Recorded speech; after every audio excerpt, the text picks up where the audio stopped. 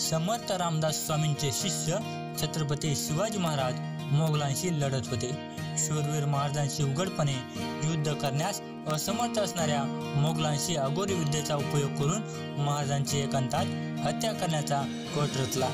एक मोगल कोणत्या तरी तंत्रमंत्रांच्या बळावर पहारा देणाऱ्या सैनिकांची दृष्टी चुकवून विघ्न बाधा पार करून छत्रपती शिवाजी महाराज जिथे आराम करत होते त्या दालनात पोहोचला। म्यानातून तलवार काढून तो महाराजांवर वार करणार तोच एका अदृश्य शक्तीने त्याचा हात धरला।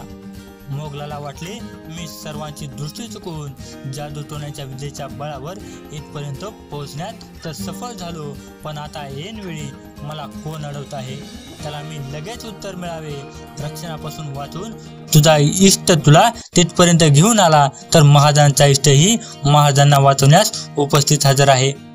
महाराजांचा इष्टदेव त्या मोगलांच्या इष्टदेवापेक्षा सात्विक होता, म्हणून शत्रूचे दृष्ट संकल्प निष्फळ ठरले। शिवाजी महाराजांचे रक्षण झाले।